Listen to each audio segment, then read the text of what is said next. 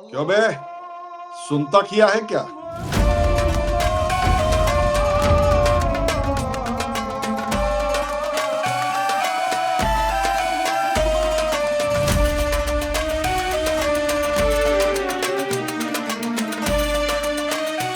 झैब जुबेर अन्सारी हे नाव मुस्लिम आहे म्हणून मी दोनदा सांगतोय असं नाही, तर या नावाचा माणूस पहाटे येतो, तुम्हाला सहज म्हणून काहीतरी विचारतो, हिंदू आहात का असं कळल्यानंतर कलमा पडायला सांगतो आणि कलमा येत नाही म्हणल्यानंतर तुमच्यावर सपासप वार करतो.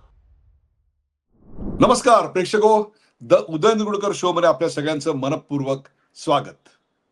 क्यों बे, सुनता किया है क्या? दचकलात ना? असा प्रश्न आयुष्यात तुम्हाला कोणी विचारेल असं तुम्हाला वाटलं नसेल, परंतु तो प्रश्न आता विचारला जायला लागलाय. थोडी पार्श्वभूमी समजावून सांगतो म्हणजे तुम्हाला कळेल. आपल्याकडे राम मंदिर झालं, त्याला सुद्धा आता 3 वर्ष पूर्ण होत आली. दिमाखात उभं राहिलं.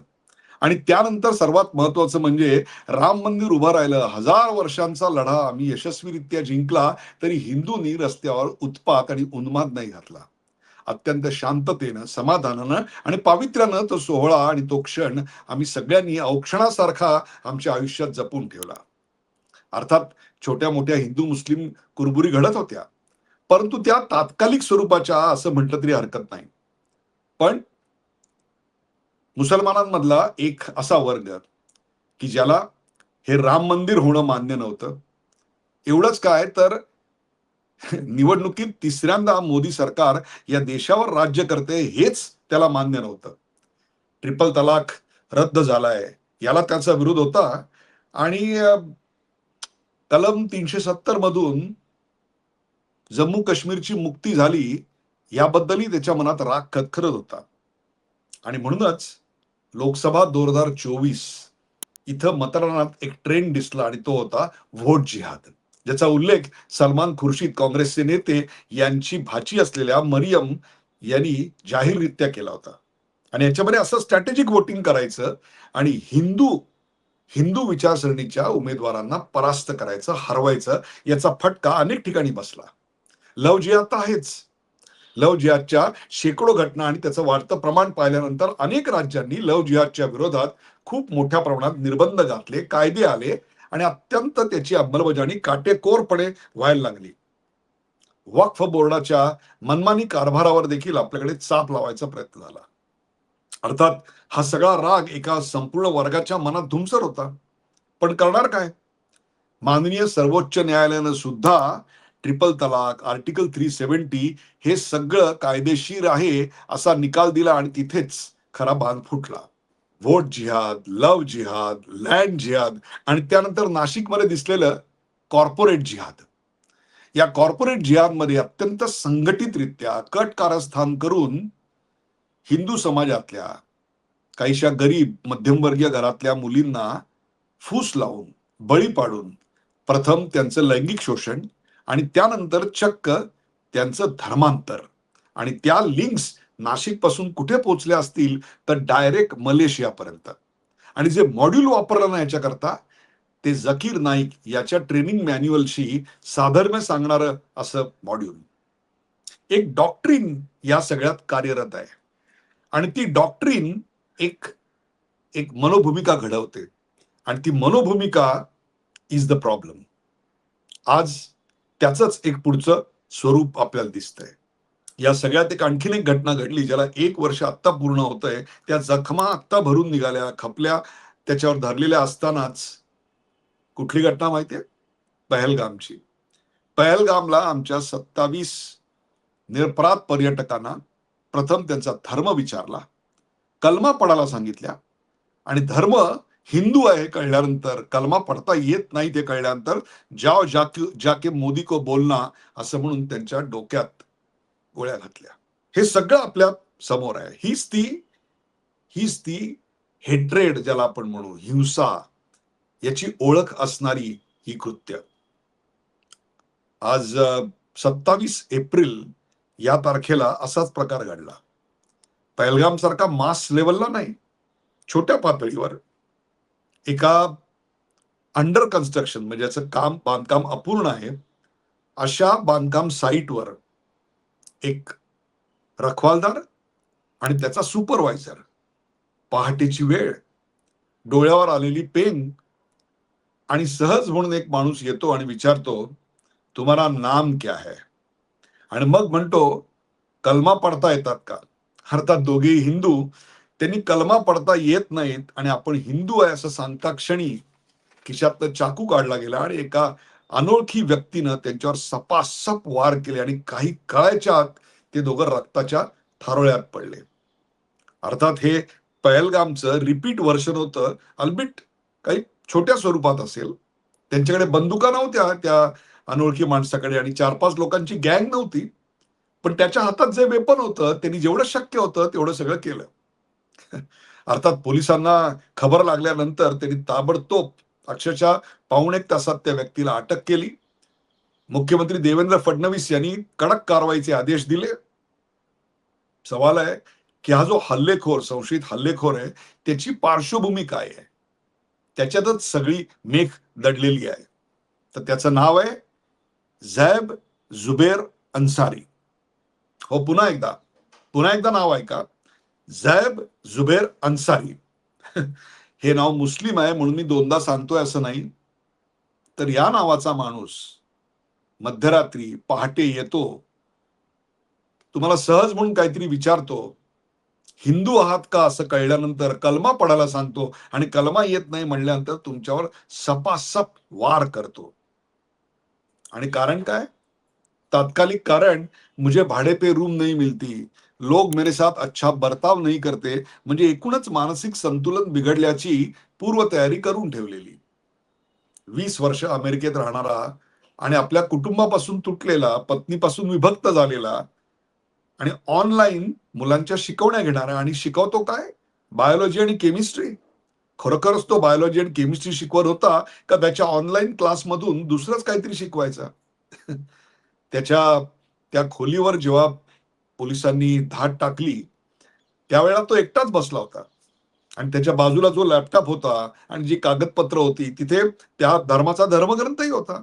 त्याविषयी काही आक्षेप असायचं कारण नाही. प्रत्येकाने आपला धर्मग्रंथ जवळ ठेवला म्हणून आक्षेप असायचं काहीच कारण नाही. पण त्याच्या बाजूला जी कागदपत्र होती, त्या कागदपत्रातून इस्लामिक स्टेट जे आपल्याला सिरियामध्ये आणि इराकमध्ये आढळते, त्या इस्लामिक स्टेटच्या फिलॉसॉफीची कागदपत्र होती. आणि लोन वुल्फ म्हणजे एकट्या प्राण्यानं केलेला हल्ला, याच्याबद्दलच्या काही गोष्टी होत्या. अर्थात पोलीस चक्रावून गेले. तुम्ही देखील लोन वुल्फ टेररिझम म्हणजे काय याविषयी अनभिज्ञ असाल म्हणून त्याविषयी थोडक्यात तुम्हाला माहिती देतो. एका एका व्यक्तीनं, झुंडांनी नव्हे, कट कारस्थान करून नव्हे, एका व्यक्तीनं केलेला गुन्हा आणि त्याहीपेक्षा दहशतवादी हल्ला, आणि तो हल्ला स्वतःच्या बुद्धीनं, स्वतःच स्वतःला धर्मवेड्याचं ट्रेनिंग देऊन सेल्फ रॅडिकलाइज्ड माइंडनी हा केलेला हल्ला. आणि हे कशामुळे सेल्फ रॅडिकलायझेशन, कशामुळे हे धर्मवेडेपण? तर युट्यूबवर आणि गुगलवर असलेलं जे ट्रेनिंग मटेरियल आहे या विषयाचं, त्यातून निर्माण झालेली ही विकृत मानसिकता, जिहादी मनोवृत्ती. आणि तोच तर खरा आजचा सवाल आहे. आणि ती जिहादी मनोवृत्ती मग प्रश्न विचारते, क्यों बे, सुनता किया है क्या? आणि तोच तर खरा आजचा सवाल आहे. ऑफकोर्स या माथे फिरू जवळ वेपन्स ऑफ मास डिस्ट्रक्शन म्हणजे ज्याला आपण AK-47 वगैरे म्हणतो, हँड ग्रेनेड वगैरे म्हणतो, असं काही नव्हतं.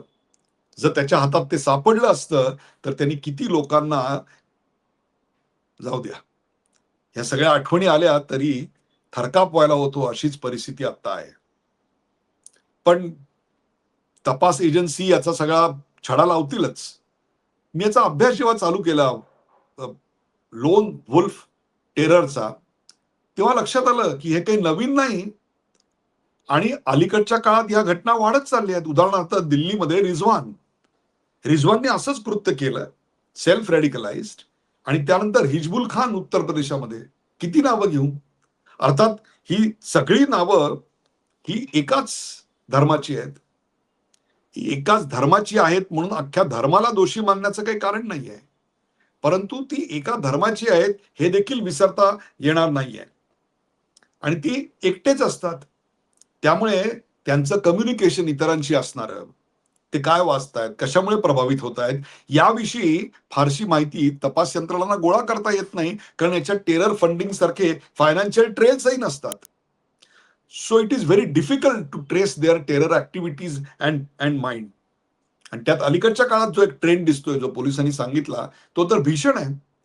असं प्रचार साहित्य नेटवर वाचणे, युट्यूबवर पाहणे, त्याचा प्रभाव पडणे, त्याच्या पूर्णपणे अंमलाखाली येणे आणि त्या अंमलाखाली आल्यानंतर त्यातून दहशतवादी अशा प्रकारचं कृत्य करणे, या सगळ्याला लागणारा जो वेळ आहे ना, तो वेळ विलक्षण कमी झालाय. तो आता काही दिवसांवर, काही आठवड्यांवर येऊन पोहोचलाय.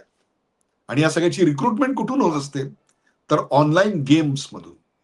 ऑनलाईन गेम मधून हे स्लो पॉइझन समाजामध्ये पसरवलं जातंय आणि त्याचे भीषण सामाजिक परिणाम दिसायला लागणार आहेत. आता मुंबई हे एक शांत शहर आहे. इथे कोणाचीच कोणाला पडलेली नाही. इथे जो येतो तो आपले 4 पैसे कमवायला आणि आपल्या कुटुंबासोबत सुखाने राहायला आलेला असतो. But thanks to Mumbai police, त्यांनी हे संपूर्ण प्रकरण अत्यंत वेगानं, शिताफीनं आणि संयमानं हाताळलं. पण "क्यों बे, सुनता किया है क्या?" या वाक्यानं जे वातावरण ढवळून निघायचं, ज्या खपल्या आलेल्या होत्या, त्या खपल्या निघायचं जे काम केलं, ते केलंच. अर्थात याचा राजकीय पक्ष फायदा उठवतील आणि आता या अन्सारीच्या मागे त्याला वाचवण्याकरता ते पक्ष पुढे येतील. जसे निदा खानला वाचवायला, नाशिकच्या कॉर्पोरेट जिहाद प्रकरणात निदा खानला वाचवायला जसे पक्ष आलेले आहेत ना, तसे याला वाचवायला देखील पुढे येतील. अहो, एक मुंब्र्यामध्ये निवडून आलेली साधी नगरसेवक काय, एक नगरसेवक निवडून आली तर पुरे मुंब्रा को हरा करेंगे, अशा प्रकारची मनीषा बाळगणारी, पुऱ्या ठाण्याला त्यांना हिरवं करायचंय, पुऱ्या मुंबईला करायचंय, पुऱ्या महाराष्ट्राला करायचंय आणि जमलं तर साऱ्या हिंदुस्थानला त्यांना हिरवं करून टाकायचंय, हीच त्यांची मानसिकता. आणि म्हणूनच मी म्हटलं, how come all of them belong to only one community? इतर सर्व धर्म इथे गुण्या गोविंदाने राहतात, मुख्य प्रवाहात सामील होतात. काय दिलं नाही हो तुम्हाला? सुप्रीम कोर्टाचा सर्वोच्च न्यायाधीशापासून क्रिकेटच्या कप्तानापर्यंत ते अगदी राष्ट्रपतीपर्यंत सर्व पदं तुम्हाला दिली गेली. परंतु तरी देखील मुख्य प्रवाहात येण्यापासून तुम्ही स्वतःला का बरं वंचित ठेवता? कोणता तो तुमच्यातला वर्ग आहे, की जो तुम्हाला हे असं डिस्क्रिमिनेट करायला, असं दुसऱ्या दुसऱ्या धर्माबद्दल इतका मनामध्ये राग, द्वेष निर्माण करायला भाग पाडतोय? आणि हे सगळे जे अटॅक आहेत ना, त्याला कोणी नेता नाहीये. त्यामुळे ते जास्त डेंजरस आहेत. याचं कारण त्याचं मूळ शोधणं, त्या व्यक्तींना शोधणं आणि नंतर त्यांना जेरबंद करणं हे खूप कठीण होतंय. आणि म्हणूनच या ठिकाणी सरकारचा रोल अत्यंत महत्वाचा आहे. सुदैवाने सरकारला याची पूर्ण जाणीव आहे. आणि सरकारने एक चांगली गोष्ट केली आहे, ती म्हणजे विविध राज्यांच्या आणि केंद्राच्या ज्या सगळ्या तपास यंत्रणा आहेत, त्या तपास यंत्रणा एकमेकांशी उत्तम माहितीचं आदान-प्रदान अगदी ऑनलाईन तातडीनं 24/7 करतात. इतकंच नाही, हे झालं देशांतर्गत. देशाबाहेरील 24 राष्ट्रांबरोबर अशा माहितीच्या देवाणघेवाणीचे आपले करार आहेत आणि ते देखील 24/7 ऑनलाईन आपल्याकडे होत असतात.